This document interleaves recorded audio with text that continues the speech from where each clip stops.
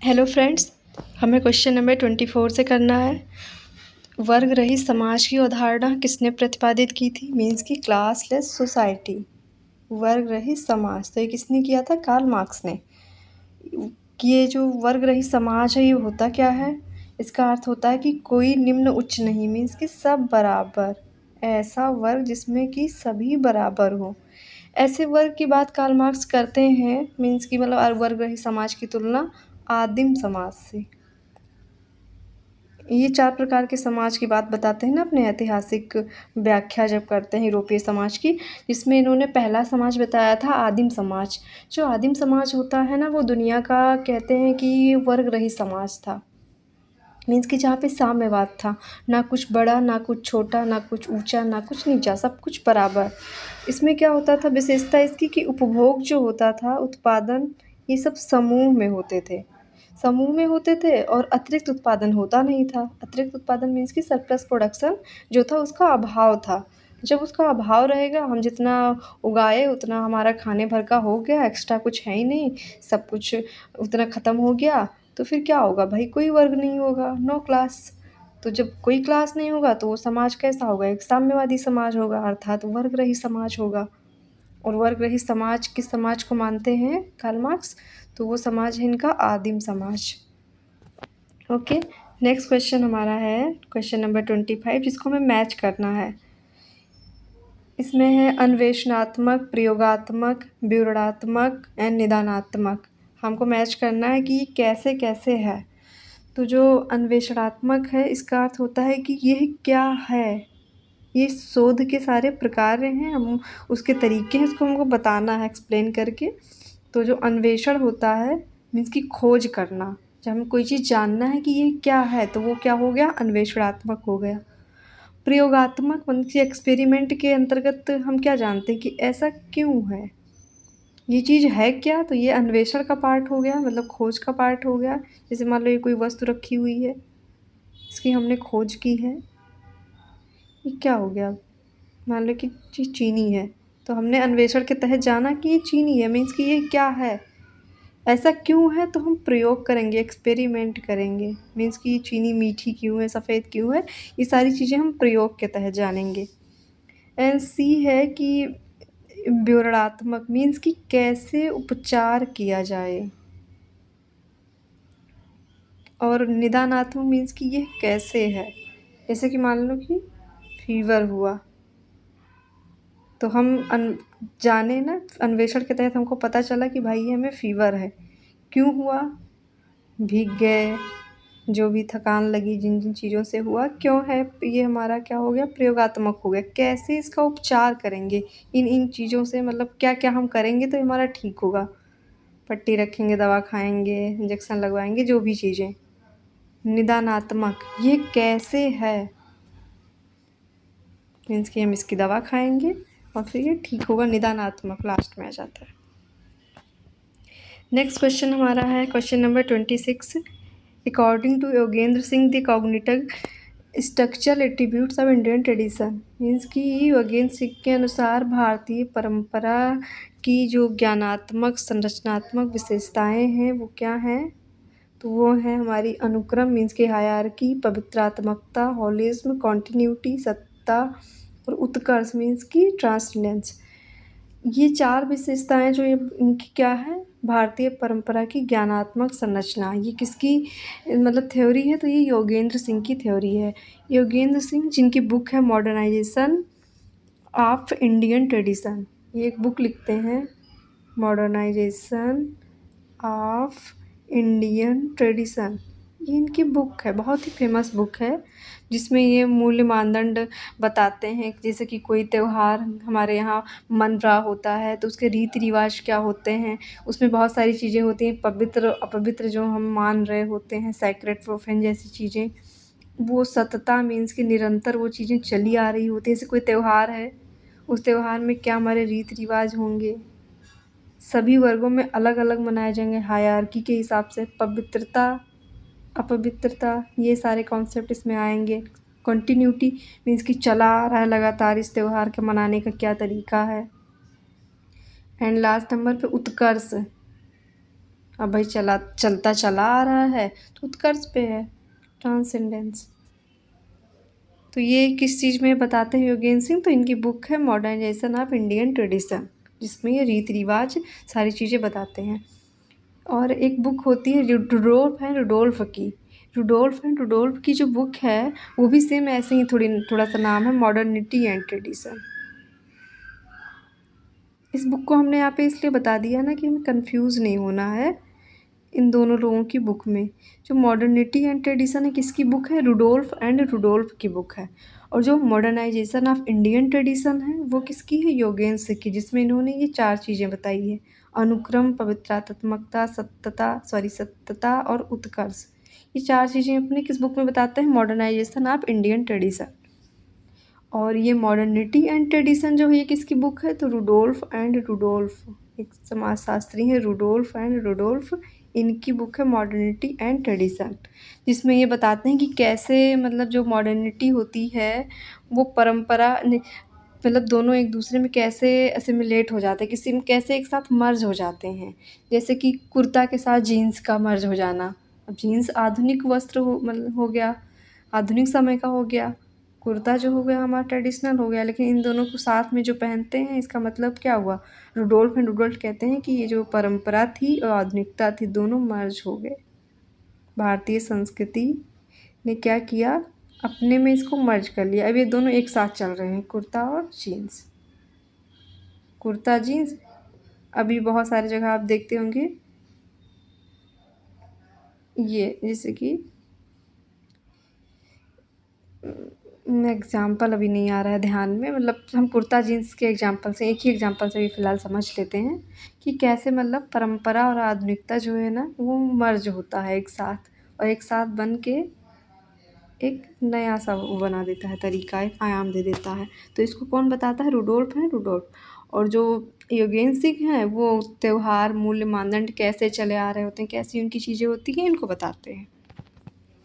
Next question हमारा है, निम्नलिखित संघर्षात्मक सिद्धांतकारों में से किसने समाज में संघर्ष की प्रकार्यात्मकता पर बल दिया है? संघर्ष की प्रकार्यात्मकता मीन्स की functionality of conflict in society. इसका अर्थ क्या होता है? संघर्ष में प्रकार्यात्मकता मीन्स कि संघर्ष में भी सहयोग छिपा होता है। ऐसी बात भाई कौन करता है? तो ऐसी थ्योरी दी है लेविस कोजर ने। किसने? लेविस ए कोजर ने ये थ्योरी दी है कि संघर्ष में भी सहयोग होता है, मतलब कि फंक्शनैलिटी ऑफ कॉन्फ्लिक्ट। ये बात कौन करता है? तो लेविस ए कोजर बताते हैं कि समाज में संघर्ष में प्रकार्यात्मकता कैसे होती है। तो अपनी एक बुक लिखते हैं 1956 में, फंक्शंस इन सोशल कॉन्फ्लिक्ट। 1956 में कोजर की एक बुक आती है फंक्शंस इन सोशल कॉन्फ्लिक्ट, जिसमें बताते हैं कि संघर्ष केवल विनाशकारी नहीं होता बल्कि ये गतिशील व बहुआयामी भी है, जो कि सामाजिक स्थिरता और सामाजिक परिवर्तन दोनों में योगदान दे सकता है। अब संघर्ष समाज के लिए कैसे लाभदायक होता है, कैसे सहयोग प्रदान करता है, कैसे, तो ये इस बुक में ये बताते हैं, जिसमें कहते हैं कि अक्सर जो संघर्ष होता है ना वो सामाजिक परिवर्तन का हिस्सा होता है। एग्जाम्पल के रूप में जैसे कि ब्रिटिश शासनकाल में जो उग्रवादी क्रांतिकारी समूह था उनके द्वारा संघर्ष का करना, 1857 का संग्राम होना, कई जनजातीय किसान आंदोलन होना। तो कहते हैं कि संघर्ष अक्सर सामाजिक परिवर्तन का हिस्सा भी तो होता है, ऐसा थोड़ी ना कि संघर्ष हमेशा नुकसानदायक ही होता है। कोजर कहते हैं कि ये जो संघर्ष होते हैं समाज में ऐसे मुद्दों को प्रकाश में ला सकते हैं जिन पर ध्यान देने की आवश्यकता होती है, हमारा ध्यान उस पर जा नहीं रहा होता है जब तक संघर्ष नहीं हो। जैसे कि LGBTQ समुदाय द्वारा अपने अधिकारों के लिए संघर्ष करना। ने देखा ना कि केस आया, जब वो केस आया, संघर्ष हुआ इस समुदाय के द्वारा किया गया, तभी तो सुप्रीम कोर्ट ने उसमें कुछ अपने निर्णय दिए, तभी तो उनके लिए कानून बने और उनका थोड़ा सा लचीलापन आया उनके अधिकारों में। अगर वो संघर्ष की बात नहीं करते तो ऐसा नहीं आता। तो सबसे बेस्ट एग्जाम्पल हम समझ सकते हैं कि भाई जो जो मुद्दे हमारे ध्यान में नहीं होते हैं, प्रकाश में नहीं होते हैं, उनको ये ध्यान में ला देता है जो संघर्ष होता है। एक लाभ ये भी देख सकते हैं कि सामाजिक एकता बनती है। कैसे? जैसे मान लो कि आरक्षण का कोई आंदोलन हो रहा है, या छात्र आंदोलन, सबसे बेस्ट एग्जांपल हमारा छात्र आंदोलन हो सकता है। जैसे कि स्टेट पीसीएस पेपर लीक हुई, कुछ टाइम पहले आंदोलन हो रहा था पेपर लीक का, तो उसमें क्या होता है कि सब मिल के साथ में संघर्ष कर रहे होते हैं, तो जो संघर्ष उजागर करने वाला जो समूह होता है, मतलब जो असहमति किसी मुद्दे से जता रहा होता है, जैसे पेपर लीक से हम सभी असहमत थे, उस मुद्दे को हम जता रहे थे, तो हमारे जो समूह हैं, मतलब हमारे जैसे और जो कई सारे स्टूडेंट हैं, उनके भीतर क्या हुआ, एक सामाजिक बंधन बन गया मजबूत सा, उनके बीच में एकता आई। तो कोजर कहते हैं इसी प्रकार समाज में संघर्ष से एकता भी आती है, और समाज में जो संघर्ष होता है वो सहयोग प्रदान करता है। इस बात को एक समाजशास्त्री जॉर्ज सिमेल जो है वो भी इसकी बात करते हैं। जॉर्ज सिमेल उन्हीं के सिद्धांत को विस्तारित करते हैं कोजर। सेम चीज़ें वो बोलते हैं कि संघर्ष जो होता है वो सामाजिक सहयोग के रूप में भी कार्य करता है, मीन्स कि फंक्शन इन कॉन्फ्लिक्ट। तो थ्योरी यहाँ पे ऑप्शन के हिसाब से किसने दी है, लेविस से कोजर, बट इसके बारे में जॉर्ज सिमेल भी बात करते हैं। ओके, तो हमें ये भी ध्यान रखना है। नेक्स्ट क्वेश्चन हमारा है, परीक्षण किए जाने वाला तर्क वाक्य जिसकी वैधता की जांच शेष है, मीन्स कि किसी स्टेटमेंट का परीक्षण किया गया है लेकिन वो वैलिडिटी जो उसकी है, मतलब वैधता कि ये सही है या गलत है भी, इसकी जांच बकाया है, मतलब अभी हुई नहीं है, तो ऐसी चीज़ को हम क्या बोलेंगे, उपकल्पना, हाइपोथेसिस। जब ये जांच पूरी हो जाएगी, सहमति बन जाएगी, तब ये बन जाएगा एक सिद्धांत। जब तक सिद्धांत नहीं बना है, जांच शेष है, तब तक यह क्या रहता है, हाइपोथेसिस, उपकल्पना। नेक्स्ट क्वेश्चन हमारा है 29 नंबर, जिसमें मैच द फॉलोइंग है, जिसमें हम देखते हैं Auguste Comte, Emile Durkheim, Max Weber, Karl Marx. दूसरे साइड में है आदर्श प्रारूप, द्वंद्वात्मक भौतिकवाद, सामाजिक तथ्य एंड प्रत्यक्षवाद। इसे हमें मैच करना है। तो अगस्त कॉम्टे का जो थ्योरी है वो क्या है, प्रत्यक्षवाद, पॉजिटिविज्म, मीन्स कि विज्ञान की धारा पे समाज का अध्ययन जो करना चाहते थे अगस्त कॉम्टे। अगस्त कॉम्टे की सबसे बड़ी विशेषता क्या है, ये समाजशास्त्र के जनक भी माने जाते हैं। सेकेंड नंबर पे इमाइल दुर्खीम है। इमाइल दुर्खीम जो कि सामाजिक तथ्य का सिद्धांत देते हैं। सामाजिक तथ्य मीन्स कि जिसमें वाह्यता, बाध्यता और सामान्यतया 3 गुण होते हैं सामाजिक तथ्य में।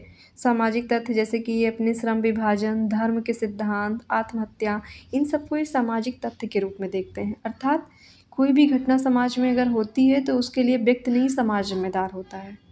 जैसे कि समाज में जो श्रम विभाजन है, महिलाएं घर का काम करेंगी, पुरुष बाहर का काम करेंगे, तो ये तो समाज ने ये चीज़ बना के रखा है। तो इमाम दुखीम कहते हैं कि देखो भाई, श्रम विभाजन मीन्स की सामाजिक तथ्य है, इसका जिम्मेदार व्यक्ति नहीं बल्कि समाज है। दूसरा, जैसे आत्महत्या को सामाजिक तथ्य कहते हैं, तो कहते हैं कि व्यक्ति खुद आत्महत्या नहीं कर लेता, उसको समाज मजबूर करता है। ऐसी ऐसी चीज़ें उसके साथ होती हैं कि वो करने के लिए मजबूर हो ही जाता है, विवश हो जाता है। जैसे कि बहुत सारी घटनाएं आपने देखी होंगी, परीक्षा के टाइम पे फेल होने पे बच्चों का आत्महत्या जैसे मतलब कदम उठाना, तो ये क्या होता है, एक सामाजिक तनाव होता है। ऐसा इमाम दुर्खीम कहते हैं कि ये व्यक्ति नहीं समाज पे निर्भर करता है। तो सामाजिक तथ्य का जो सिद्धांत है किसने दिया है, इमाम दुर्खीम ने। मैक्स वेबर का सिद्धांत है आदर्श प्रारूप, आइडियल टाइप। अभी हम देखेंगे कि आइडियल टाइप क्या है। कार्ल मार्क्स, द्वंद्वात्मक भौतिकवाद। अब हम देख लेते हैं जो कार्ल मार्क्स का आइडियल टाइप मीन्स की आदर्श प्रारूप का जो सिद्धांत है ये क्या है। तो आदर्श प्रारूप को ये तुलनात्मक पद्धति से अध्ययन करते हैं। तुलनात्मक पद्धति मीन्स कि जैसे ये जो विज्ञान की धारा पे जो समाज का अध्ययन हो रहा था उससे ये मुक्त करना चाहते थे उस चीज़ों को, तो ये लेके आए अपना तुलनात्मक पद्धति। तुलनात्मक पद्धति जो है विज्ञान की सबसे पुरानी पद्धति मानी जाती है। ये कहते हैं कि सामाजिक विज्ञान को अगर विज्ञान बनना है तो तुलनात्मक चीज़ों का अनुसरण करना होगा, ऐसी बातें ये करते हैं। और ये सिद्धांत लाते हैं अपना आदर्श प्रारूप। आदर्श प्रारूप में कहते हैं कि जब कोई सामाजिक क्रिया घटित होती है तो उसमें कई कारणों की भूमिका होती है। मान लो कोई सामाजिक क्रिया हुई तो इसके मैनी रीजन्स होते हैं, बहुत सारे कारण होते हैं और बहुत सारे कारण होते हैं, लेकिन अगर इसका हमें अध्ययन करना है इस क्रिया का तो हम क्या करेंगे, अब सारे कारणों को अगर देखेंगे तब कहाँ कर पाएंगे भाई कि इतने सारे कारण को साथ लेके चलना। तो कहते हैं कि अगर इसकी हमें वैज्ञानिक पद्धति से व्याख्या करनी है तो हमको क्या करना पड़ेगा,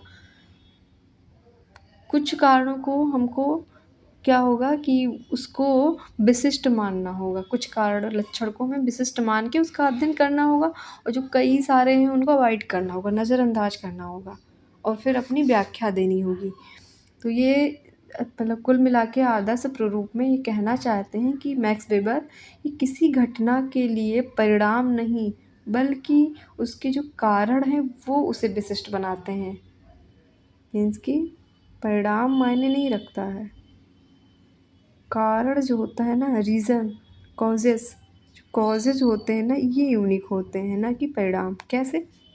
जैसे कि पानीपत का युद्ध हुआ, एग्जाम्पल में देखा कि पानीपत का युद्ध हुआ, कोई भी युद्ध होगा तो भाई उसमें एक पार्टी जीतेगी एक हारेगी, ये तो नॉर्मल सी बात है।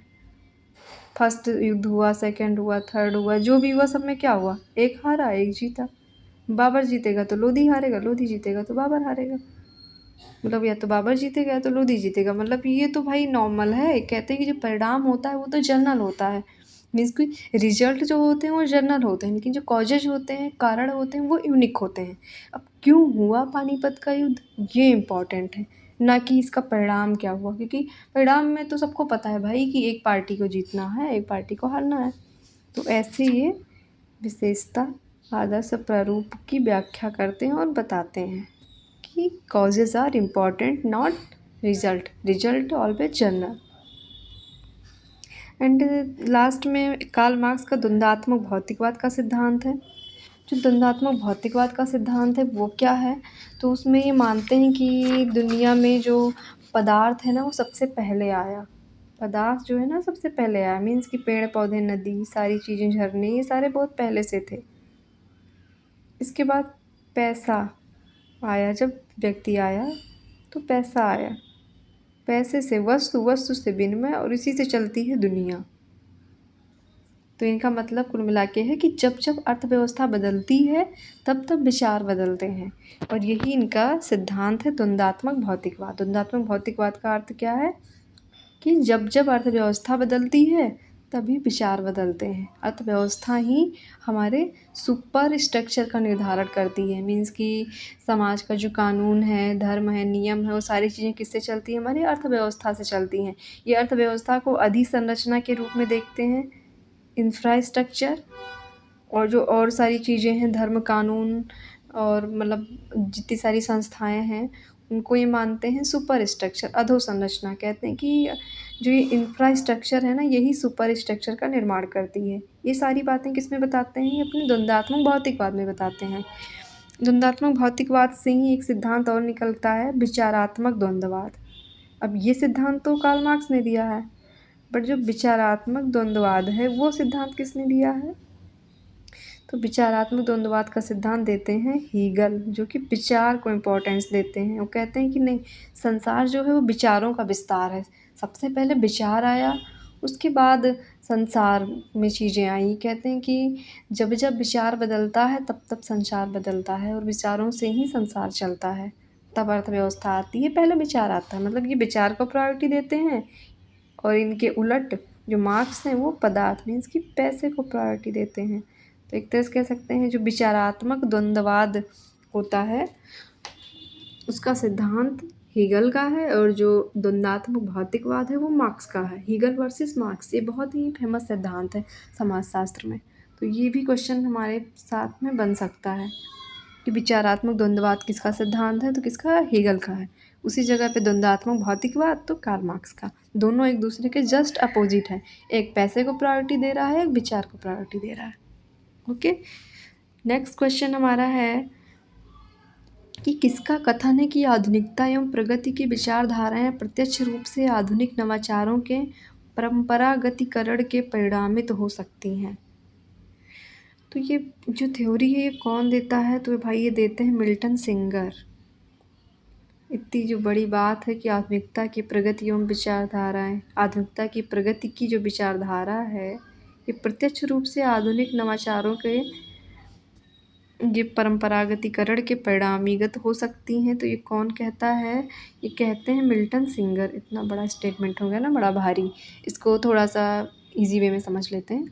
तो मिल्टन सिंगर जो हैं वो इनका जो अप्रोच होता है ना एंथ्रोपोलॉजिकल अप्रोच होता है। ये मूल रूप से एंथ्रोपोलॉजिस्ट रहते हैं। ये एक बुक लिखते हैं when a great tradition modernise. इनकी एक बुक है, बहुत ही फेमस बुक है, when a great tradition modernise. इसी बुक में जो ये विचार है आधुनिकता एवं प्रगति की विचारधारा ये कैसे प्रत्यक्ष रूप से आधुनिक नवाचारों के परंपरागतीकरण के परिणामित हो सकती है, इस बात को ये बताते हैं। तो बुक का नाम क्या है? When a great tradition modernise. इस बुक में ये कहते हैं कि भारत में कई ऐसी लघु परंपराएं हैं जो आधुनिकता का सहारा लेकर अपने स्थानीय स्वरूप से बाहर निकल गईं और उनका प्रसार पूरे भारत में हो गया।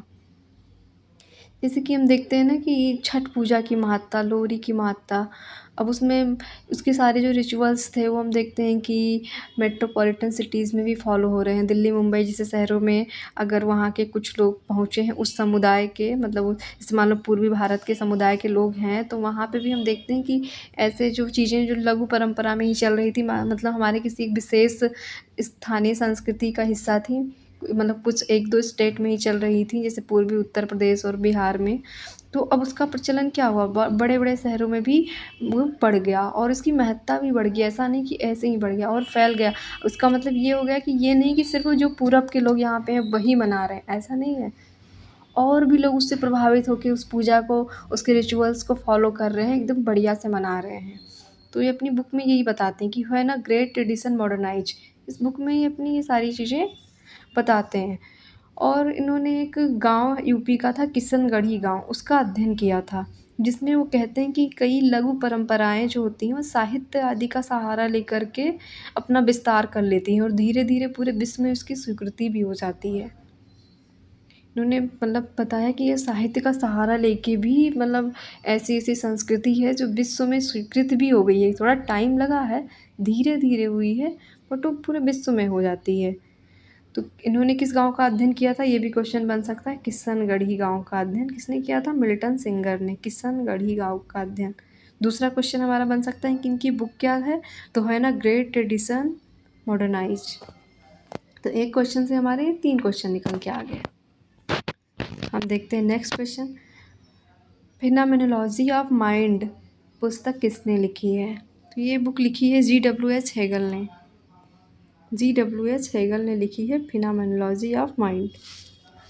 इस बुक में बताते हैं ना कि how the human mind has risen from the consciousness through self consciousness, reason, spirit and religion to absolute knowledge.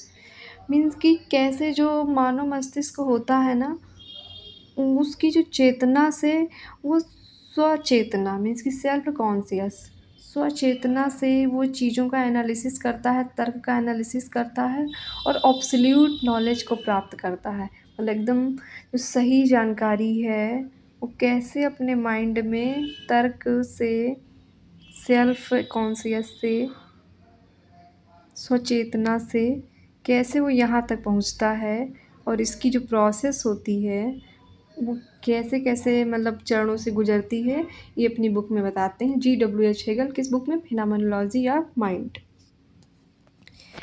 Next question हमारा है, कौन सा सिद्धांत ये कहता है कि अन्य लोगों के साथ अंतःक्रिया में लोग स्वहित से प्रेरित होते हैं? मतलब कि जब हम अंतःक्रिया कर रहे होते हैं, मतलब एक दूसरे से बातचीत कर रहे होते हैं, समाज में रह रहे होते हैं, व्यवहार में बात मिल रहे होते हैं, तो उसमें स्वहित से कैसे प्रेरित होते हैं, कौन सा सिद्धांत ये बात बताता है? तो बताता है कौन सा सिद्धांत? विनिमय, एक्सचेंज। एक्सचेंज मीन्स कि लेन देन, लेन देन जिसमें कि स्वहित खुद ब खुद समाहित होता है एक्सचेंज में। क्वेश्चन नंबर 33 जो कहता है कि प्रघटना विज्ञानी एवं लोक विधिक विज्ञान मीन्स कि फेनोमेनोलॉजिकल एंड एथनोमेथनोलॉजिकल सोशियोलॉजी जो है, इन दोनों सामाजिक क्रिया को समझने हेतु व्याख्यात्मक उपागम है। निम्नलिखित में से इनके सही मतलब दृष्टिकोण का चयन कीजिए। तो ये जो जितना भारी भारी शब्द हमने पढ़ा, प्रघटना विज्ञानी, मतलब कि कोई घटना समाज में हो रही है, उसका सामाजिक तरीके से सॉरी वैज्ञानिक तरीके से उसका अध्ययन करना। लोक विधिक विज्ञान मतलब कि पहले से जो जैसे चीज़ें होती नहीं कि हमारी जो संस्कृति रीति रिवाज जो स्थानीय होता है उसके माध्यम से उस सामाजिक क्रिया को समझना, उस घटना को समझना। तो ये सारा ये चीज़ हर तरीके से इसे समझने का जो तरीका होता है वो दृष्टिकोण किसका होगा? सामाजिककर्ता का होगा भाई, जो अध्ययन कर रहा होगा उसके दृष्टिकोण से। जैसे कि हम किसी घटना को समझना है तो इसमें कौन सा दृष्टिकोण होगा? सामाजिककर्ता का होगा, ना कि भावात्मक, समाज, व्यक्ति, इसका नहीं होगा। सामाजिककर्ता मीन्स कि हमारा पर्सनल व्यूज़ नहीं रहेगा, हम समाज की चीज़ों का एनालिसिस करके फिर अपना व्यू देंगे। अब ये थोड़ी ना जैसे कोई घटना हुई इसके रेफरेंस में मेरा ये मत है, उनका ये मत है, उनका ये है, उनका ये है, और पुराने टाइम से चली आ रही हैं, तो हम सारे चीज़ों को मैच करके हम वो इसका रिजल्ट देंगे, अध्ययन करेंगे, ना कि ये जो हमारा पर्सनल व्यू था हम इसको इसी में सटा देंगे, ऐसा नहीं है। हाँ, पर्सनल व्यू तो हम अपना रखते हैं, बट यहाँ पे ना जब प्रघटना शास्त्र का जब अध्ययन करेंगे तो हम सारी चीज़ें लेकर के चलेंगे, सारी लोक विधिक विज्ञान, इसमें मेन वर्ड क्या है? प्रघटना विज्ञानी एवं लोक विधिक विज्ञान। इन दोनों के लिए हमारा पर्सनल व्यू नहीं मीन उसकी जगह क्या होता है? हमारा पब्लिक व्यू और निरंतर मतलब निरंतर यानी कि परंपरा से चली आ रही चीज़ और पब्लिक व्यू, ये दोनों जुड़ जाता है तब ये आता है। इसमें हमारा पर्सनल व्यू नहीं होता है, तो इसका आंसर क्या होगा? सामाजिककर्ता के दृष्टिकोण से। मतलब जब हम कोई काम कर रहे हैं तो हम एक व्यक्ति नहीं मीन्स उस जगह पे हम क्या हैं? एक सामाजिककर्ता हैं, सोशल वर्कर हो जाते हैं। नेक्स्ट क्वेश्चन हमारा है जॉर्ज ह्यूमन की जो बुक है the human group. The human group ये पुस्तक कब प्रकाशित हुई थी? तो ये जो ह्यूमन ग्रुप पुस्तक है ना 1950 में प्रकाशित हुई थी। एक सेकेंड ऑप्शन, हाँ ऑप्शन में 1950 है, 1950 में प्रकाशित हुई थी। ये जो बुक है इसमें बताते हैं कि जैसे कि जॉर्ज ह्यूमन जो है कि मतलब जैसे कि ह्यूमन ग्रुप है, इसकी अपनी एक कहते हैं कि ये कॉमन कैरेक्टरिस्टिक शेयर करता है, मतलब एक सामान्य विशेषता इनकी एक होती है, एक ग्रुप जो होता है ह्यूमन का, उनकी वो इन्फ्लुएंट करते हैं कल्चर का एक दूसरे पे, मतलब प्रायः क्या होती है उनकी कल्चर एक दूसरे से प्रभावित होती है उस ग्रुप की। उनका जो ज्योग्राफी और सोशल डायनामिक्स होता है वो सेम होता है। जैसे कि हम एग्जाम्पल में देख सकते हैं कि पहाड़ी क्षेत्रों में रहने वाले लोगों का जो संस्कृति रीति रिवाज होता है लगभग सब सेम होता है, लगभग चीज़ें सेम चल रही होती हैं। मैदानी का सेम होता है, नॉर्थ ईस्ट की ट्राइब है उसका अलग रहेगा, लेकिन उन ग्रुप का एक होगा। तो ये सारे कौन हो गए? अलग अलग एक ह्यूमन ग्रुप हो गए। मैदानी ग्रुप, पहाड़ी ग्रुप, नॉर्थ ईस्ट के जनजातीय समूह, अंडमान के जनजातीय समूह, ये सारे अलग अलग समूह हो गए। तो इन सब के रेफरेंस में इन्होंने बताया और बुक क्या लिखी है? The human group. लिखी कब गई है? तो 1950 में। नेक्स्ट क्वेश्चन नंबर 35 हमारा है डाइवर्सिटीज़ नामक पुस्तक जो कि भारतीय ग्रामीण एवं नगरीय परिप्रेक्ष्य में लिखी गई है, Indian rural and urban society के कॉन्टेक्स्ट में लिखी गई है बुक। उसको किसने लिखा है? बुक का नाम क्या है? डाइवर्सिटीज़। डाइवर्सिटी जो कल्चर को लेकर डाइवर्सिटी बताती है, रिलीजन को लेकर के बताती है, हमारी जियोग्राफिकल कंडीशन को लेकर बताती है, सोशल कंडीशन को सारे को रिलेट करके इस बुक में बताया गया है। इस बुक को लिखा किसने है? तो डीपी मुखर्जी ने लिखा है। डीपी मुखर्जी जिनका एक मार्क्सवादी दृष्टिकोण होता है, मार्क्सियन व्यू, मार्क्सवादी दृष्टिकोण से ये अध्ययन करते हैं भारतीय समाज का और डाइवर्सिटी नामक बुक लिखते हैं जिसमें ये ग्रामीण और नगरीय दोनों परिप्रेक्ष्य को लेते हैं, दोनों के रीति रिवाजों दोनों की चीज़ों को बताते हैं। सो हमने देखा क्वेश्चन नंबर 35 तक। नेक्स्ट हम करेंगे देखेंगे 30 नंबर 6 से नेक्स्ट क्लास में। Thank you, bye bye.